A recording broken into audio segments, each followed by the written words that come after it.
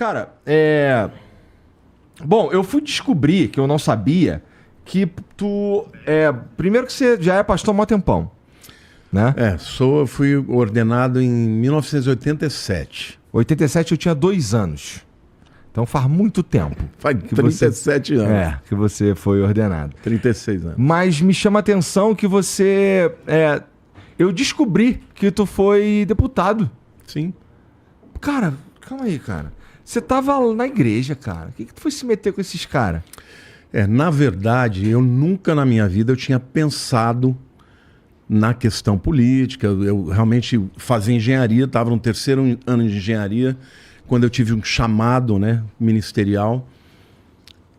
Eu sempre fui uma pessoa assim, que quando eu me converti, antes de me converter, eu era um cara sangue ruim. O que é um cara sangue ruim? Não, eu era um cara muito violento, de muita briga, eu participei de gangues. E assim, é um cara que cresci, o 5º filho de uma família de 5, mas assim, muito revoltado, porque... Tu tocava piano? Eu sou pianista, toquei na noite. A galera da tua família lá, todo mundo toca um piano. Então, sou pianista, violonista, eu toquei na noite, mas eu sempre fui das brigas também. Entendi. Então, eu tinha um problema muito sério com meu pai. Com 15 anos, por muito pouco, eu não bati nele.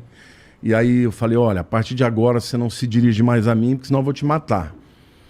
E de 15 anos até 19 anos, a gente nunca mais trocou uma palavra, morando dentro da mesma casa. Eu não precisava deles, porque eu tinha muitos alunos de violão, tocava na noite também. Mas eu tinha muita assim, mágoa, rejeição, porque eu cresci, eu tinha uma irmã 1 ano mais velha. E aí todo dia a gente brigava. E obviamente o menino é mais forte que o menino, eu batia nela e ele batia em mim, entendeu? Entendi. E uma vez, quando eu tinha 12 anos, a gente estava mudando de uma cidade chamada Olímpia, no interior de São Paulo, até uma cidade bem conhecida pelos parques aquáticos que tem. E ela saiu com uma galera, a turma dela, para fazer uma despedida da cidade. E elas, na cidade no interior, o pessoal joga água, cocô de cachorro dentro dos carros. Fizeram as traquinagens de meninada, né? E o meu pai chegou e me deu uma surra, que eu não sabia porque eu estava apanhando. Eu estava jogando basquete no quintal da minha casa, ele me deu uma surra. Eu falei, por que eu estou apanhando? Ele falou, porque você fez isso, isso, isso. Eu falei, mas eu não saí daqui. Aí ele parou. Quando ela chegou, ele falou, onde você estava? Ah, pai, eu estava fazendo isso, isso, isso. E o Lamartine? Não, ele não foi. Ele não encostou um dedo nela e não me pediu desculpa. Naquele dia eu falei para ele, escreve o que eu estou te falando.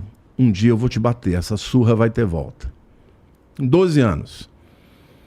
E assim, com 15 anos, meu pai uma vez tinha dito para mim assim, olha, se um dia eu te pegar fumando, você vai engolir aceso. Meu pai era um homem italiano, sabe, aqueles caras muito rígidos e tal, e eu sempre fui muito questionador e tal. E naquele dia ele estava recebendo um primo dele, amigo de infância, e o camarada chegou e falou, você quer fumar? Você fuma? Eu falei, fumo sim. E comecei a fumar. Só pra fazer raiva. Pra fazer raiva. Quando o cara foi embora, ele falou, pô, você fez isso comigo, e se levantou pra ir. Eu fui pra cima dele. Quando ele viu a minha cara de ódio, ele fugiu. E nesse dia eu falei, olha, a partir de agora, nunca mais se dirija a palavra em mim, senão eu vou te matar. E dos 15 anos aos 19, eu fui capoeirista, fazia parte de gangues, entendeu?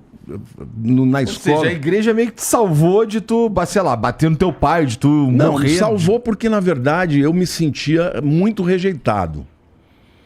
Porque por pior que você seja e tal, você nunca tá sempre errado numa relação. E numa relação que você tem uma irmã que nunca apanha, você apanha todo dia, alguma coisa tá errada, né? E assim, já minha mãe não. Minha mãe, ela sabia lidar comigo. Porque eu tinha um talento musical muito grande. E assim, eu brilhava com isso. Porque eu tenho ouvido absoluto, é uma coisa raríssima, entendeu? E aí, eu tinha um problema com a minha irmã, embora amasse muito, que era tipo da minha idade, só que cresci batendo nela. Depois pedi perdão, tudo, mas batia mesmo. E quando eu fui para um acampamento, na época, uma amiga da minha mãe falou, olha, vai ter... Eu namorava uma menina há 3 anos, todo carnaval a gente viajava junto e tal. Ela falou, olha, vai ter umas meninas muito bonitas lá. nesse acampamento. Você vai se encantar com as crentes. Aí eu falei, eu vou azarar as crentes. Eu vou lá para azarar essa turma. E quando eu cheguei no acampamento, tinha 800 jovens. E eu levei um monte de garrafa de uísque, levei isso. O que te convenceu aí pro acampamento dos crentes foi a mulher. A mulherada, e eu queria azarar, eu queria apavorar no sentido, sabe, de causar um problema e tal. Só que aconteceu algo muito forte, porque na primeira noite, tinha até uma moça no meu prédio, cantava muito bem. Tinha uma voz linda, chamava Eliana. E eu era um baita violonista, eu tocava Baden Powell, Paulinho Nogueira, Toquinho, tocava tudo de ouvido. Então eu ficava tocando, a mulherada em volta, e eu cantando, né, o dia inteiro ali na época das férias. E ela vinha ali e falava assim, olha, um dia ainda você vai se converter. Eu falei, eu vou te converter pro mundo. Você vai descobrir os prazeres, você não ser uma crente idiota. Eu era nesse nível. E aí ela falava, um dia você vai ser pastor. E naquele dia... ela estava nesse acampamento e ela cantou uma música, mas tão linda, que na hora que ela cantou eu já me arrebentei. Com uma música que uma pessoa cantou? Começou a cantar, Deus foi falando comigo. E a hora que eu vi, eu estava totalmente quebrantado, mas sabe? Você estava muito frágil também, né? Eu estava cansado de sentir raiva. Entendi. Tava no fim o cara de 19 anos... sabe, cresci ouvindo as mães dos meus amigos dizendo, ó, não anda com esse moleque porque ele vai te levar para o mau caminho, entendeu? Era assim, eu era ruim, eu era um cara machucado, na verdade tinha muitas feridas. E a minha maneira de reagir sempre foi com violência. Só que eu tinha esse lado artístico, musical, e música sempre mexeu comigo. E naquele dia, depois da música, veio a palavra. E a palavra era como se o cara estivesse falando da minha vida, entendeu? Nunca tinha ouvido isso. Aí eu falei, quem que foi o desgraçado que contou a minha vida para esse cara? E na verdade era o Espírito Santo que estava falando comigo. E naquele dia, quando eu... um detalhe que eu preciso contar é que eu não conseguia parar de fumar. Eu fumava desde os 11 anos. Com 11 anos eu comecei a fumar cigarro de cipó.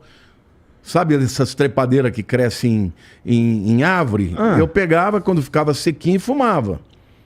Eu pegava, meu pai fumava, minha mãe fumava, eu pegava os bituca dele e fumava. Então eu ficava, nunca consegui parar de fumar.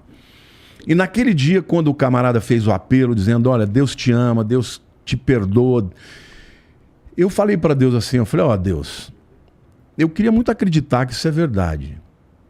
Mas eu vou fazer uma prova aqui. Isso era uma sexta-feira, 27 de fevereiro, sexta de carnaval de 1981. Eu quero que você tire a minha vontade de fumar. Mas eu quero dizer uma coisa, se não tirar, eu vou falar para essa crentalhada aqui que isso aqui não existe, isso é uma palhaçada. Passou sábado, passou domingo, passou segunda, passou terça, eu não lembrei de nada. O cigarro estava lá embaixo da mala e eu assim, minha mãe botou um monte de roupa para mim, mas você sabe como é que moleque, né? Eu não lembro nem se eu troquei a cueca.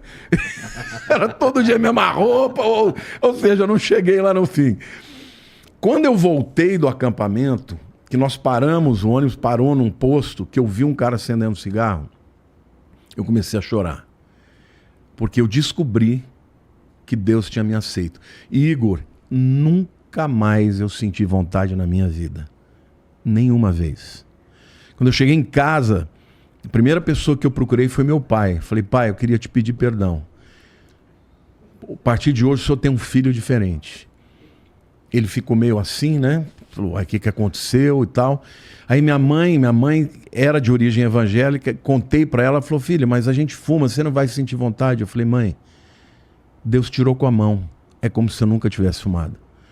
Se eu nunca tive um milagre na minha vida, esse eu tive. Porque eu nunca mais na minha vida eu senti vontade de fumar. 8 meses depois, e eu mudei mesmo, eu passei a ser um filho diferente, sabe? 8 meses depois, meu pai, que era um cara italiano, filho de italianos, católico, coroinha de igreja, ele me chamou no quarto dele e falou, meu filho, eu queria que você falasse do seu Deus para mim. Eu falei, mas por quê, pai? Ele falou, porque o que aconteceu com você é diferente. Eu queria que acontecesse comigo. Eu não tenho o mesmo filho. E ali eu entreguei a minha vida para Jesus. Eu entreguei a vida dele para Jesus. Aí ele falou assim, você me batiza? Eu falei, pai, eu não sou pastor. Ele falou, mas você vai ser. E Igor, eu estava no 3º ano de engenharia civil, eu abandonei, fui fazer o seminário de teologia, a faculdade teológica, me formei em 87, em 87 eu fui ordenado, a primeira pessoa que eu batizei nas águas foi meu pai. Porra, que virada, cara. Cara, o meu pai assim, se tornou um grande amigo. Depois eu descobri que todas as características que ele tinha de qualidades, ele era musical também, meu pai era poliglota, eu adoro línguas, sou autodidata, estudei tudo sozinho, nunca fui para uma escola de inglês, de francês, de nada dessas línguas, aprendo tudo sozinho. Isso veio dele. Mas assim, na semana da morte, ele me chamou e falou, filho, eu quero te agradecer porque você orgulha o nome que eu te dei. E ele falou, nunca desonre o seu nome. Voltando para a tua pergunta da questão do deputado, nessa época de 1992, nós cristãos começamos a entender a importância do cristão também ter voz ativa na nação. Hoje isso é uma coisa que você tem aí, pessoas expoentes, né, que estão se posicionando como cristãos e que estão, naquela época praticamente não tinha.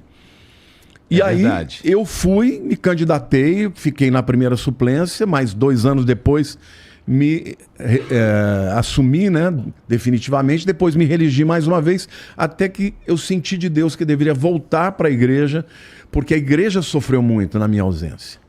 Mas a experiência foi maravilhosa, o tanto que eu aprendi, o tanto que aquilo abriu a minha mente. E hoje eu intercedo pela nação, oro pelo Brasil, porque acho que nós, mais do que nunca, precisamos de homens e mulheres que tenham voz para lutar pelos nossos princípios em todos os sentidos, inclusive na Câmara, né? E no Senado. Tá.